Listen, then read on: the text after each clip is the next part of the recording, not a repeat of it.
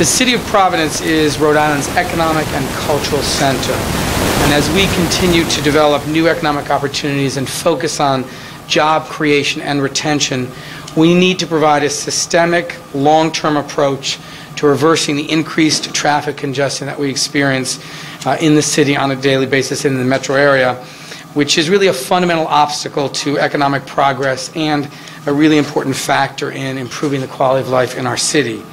Investment in strong, modern, comprehensive public transportation is critical to our efforts to grow our economy and create jobs.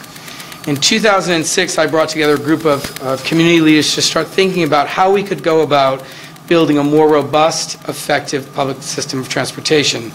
That work was led by Donna Capello, and I want to thank her for that and for all the members of Transit 2020. In that process, really strong partnerships developed, and that report then resulted in a partnership with the Rhode Island Public Transit Authority and the City of Providence for the development of the transit plan that we're releasing today. The time for us to make investment in transit is right now. It's a huge opportunity to get the metro and our metro region and our state moving in the right direction. The connection of good transit to a good economy, to renewable energy and environmental sustainability is clear. And I know it is difficult sometimes for people to think about the kind of serious investment we're talking about in transit in the kind of economic times that we're living. But it's really important that we do it now because it will be key to rebuilding the economy of our city, our state, and our whole region. The action plan that we're announcing today highlights a series of improvements designed to both meet the needs of our transit system and users today, as well as new and expanded services to provide more opportunities for transit to the metropolitan area, and to maximize, most importantly, the power of transit to help transform the future of Providence, of the metro region, and of our state. Some highlights of this action plan are, first, more bus service more often. It calls for increasing bus frequency and expanding service on evenings and weekends to key urban areas and institutions so that buses are available when and where they are most needed. More user-friendly bus systems, including real-time schedule information at bus stops, and more shelters for waiting passengers that also enhance the appearance of commercial corridors and neighborhoods throughout the metro area. There's a series of efforts focused on Kennedy Plaza, some of which are already underway. This is really Rhode Island Public Transit Authority's center of operations in the city. It's the gateway for the city and really for the entire metropolitan area. And the city has been really focused and led efforts to create this as a really more vibrant public space, and I particularly want to acknowledge Buff Chase and Cornish Associates that have been really strong leaders in that, and Alix Ogden and Deb Dormandy, who have been doing so much work there. This redesign of Kennedy Plaza will enhance rider experience, improve pedestrian space, and reconnect downtown Providence to the surrounding neighborhoods of our city. The plan also calls for new hubs. 4 new hubs will heighten the visibility and accessibility of transit to employment centers and destinations just beyond downtown and enable RIPTA to reduce the overall level of bus activity in Kennedy Plaza. This action plan also has a focus on parking. 9 of RIPTA's 28 park and ride lots are located within the metropolitan area. Partnering with Rhode Island DOT, the plan will double the number of lots in the metro area so more commuters can park their cars and either carpool or take the bus to work. The plan also calls for enhancing commuter rail and commuter rail connections. As you all know, commuter rail service is growing in our state, and as we develop an intermodal system, the report identifies key ways to better connect bus and rail service to create a more seamless experience for riders. Another component of the plan, and a very exciting one, is the rapid bus component, and RIPTA will introduce Rapid Bus, a new service that provides frequent, reliable, and comfortable transit service in high-density activity centers. Just to give you an example, 2 of RIPTA's bus routes, the 11 bus on Broad Street and the 99 on North Main Pawtucket route, serve over 10,000 riders a day. An implementation of one rapid bus service that connects these 2 lines will make ridership more convenient for existing customers and encourage new ones to use it as well. By linking the 2 transit hubs on Capitol Hill and then the Hospital District and future streetcar lines, this system will reinforce new improvements in RIPTA services. The plan will also support our efforts to improve commercial corridors in the city, beginning with Broad and North Main Streets. And one of the parts of the plan that I'm most excited about is this Providence streetcars. Building a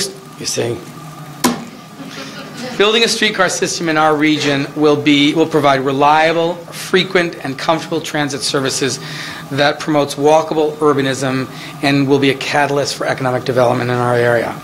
Providence offers an ideal setting given the concentration of institutions and activities in the greater downtown area, as well as the immense opportunities being created with the redevelopment of the Jewelry District.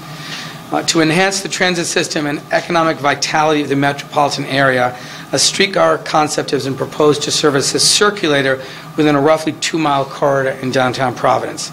The first phase of the system is a streetcar, and one of the areas that's certainly being looked at is this sort of Meds to Eds line within this corridor that would connect existing bus routes and the train station and create connections between the hospital district and College Hill, two densely populated employment centers.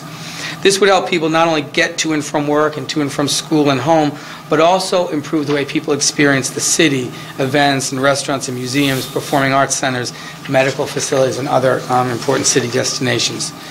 The proposed starter line includes plans for points of connection in the future to other neighborhoods and nearby communities as well. This is really an enormous opportunity for economic development because as a consequence of the way that transit is designed and developed, transit-oriented development, tremendous economic development can come from the creation of a streetcar system, and you just have to look at examples in Little Rock, Portland, Tampa that demonstrate really how important this can be for economic development. So we are, in the City of Providence, incredibly excited to be working with RIPTA to supporting all of their efforts to implement immediately some of these recommendations and to work with outside stakeholders to continue to generate enthusiasm with local, state, and federal partners to move these ideas forward to support strategic growth for both our transit system in our city and really in our entire region. The vision that has been set forth in this plan and the recommendations provide specific steps really on how we get these things accomplished. The bold objectives that have been laid out in the report must be accomplished, as I said at the beginning, to ensure the economic vitality of the City of Providence and the state of Rhode Island. Some of the initiatives that are outlined in this plan are already funded. I am convening a Transit 2020 Action Group to ensure that funding is secured to realize the recommendations outlined in this report that are currently not funded. We met Monday in our first meeting.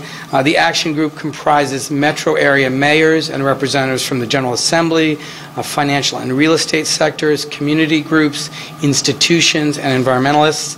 And the objective laid out in this report needs to be funded, obviously, with federal, state, local, and private dollars. These are, of course, challenging times for everyone, but with the great leadership that has embraced this work and the collective action that I know we're all have taken and will continue to take, I have no doubt that we will be able to secure the investments that we need to make this transit become a reality and to ensure a bright future for our metro area and for our state. The 2020 Action Group will increase public understanding of the economic, social, and environmental value of transit as they assist in securing funding. This group will identify various funding scenarios and work to garner support for federal allocations, competitive grants, state funding, local matches, and any other way that we can bring resources to make this, to accomplish this work. This is an important challenge, but this is a moment of great opportunity for our whole metro area. We have the chance to make an investment in the city and state's future, an investment that will undoubtedly pay back dividends for many, many generations to come. So I hope you will become part of this, that you will help make this vision a reality, and I look forward to